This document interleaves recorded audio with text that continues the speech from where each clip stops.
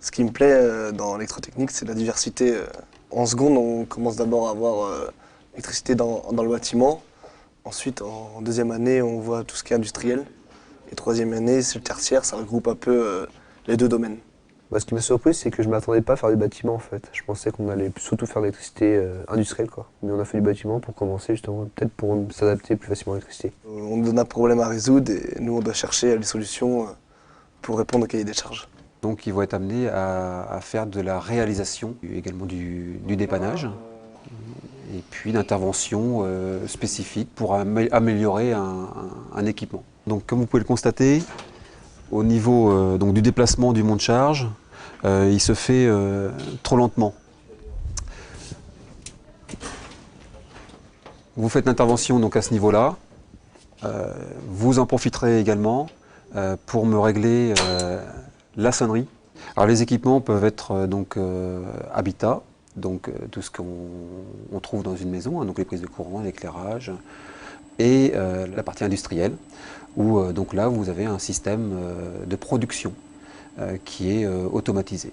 Ça peut être une station d'embouteillage d'eau minérale où le remplissage des bouteilles et jusqu'à la mise sur palette des packs se fait automatiquement. Donc c'est fait par des armoires électriques. Le tertiaire, c'est la troisième partie que l'on voit en AEC. C'est les équipements des locaux qui reçoivent du public. Donc ça peut être des hôpitaux, des salles de cinéma. C'est de la supervision. On peut piloter l'éclairage à partir d'un PC. Et ça, c'est sur différentes zones. Ça peut être l'éclairage public, l'éclairage du rayonnage, l'éclairage du niveau de la boulangerie.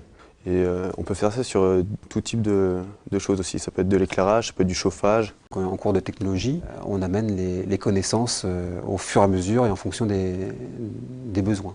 Vous avez différents types de câbles.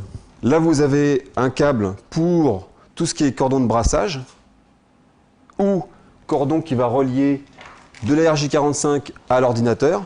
Donc les principales qualités qu'on demande aux jeunes, c'est d'avoir un esprit logique qu'on va retrouver au niveau des maths et des sciences, et également un intérêt pour la technique. Je pense qu'il faut être concentré et attentif, parce que voilà, ça reste de l'électricité, donc c'est assez dangereux quand même. Donc il faut bien respecter les règles de sécurité surtout. À l'issue du bac pro, les jeunes s'orientent pour un bon tiers en BTS de la spécialité. Et pour le reste, donc c'est plus une orientation vers la vie active. J'ai décidé d'arrêter mes études pour commencer à chercher du travail et rentrer dans la vie active.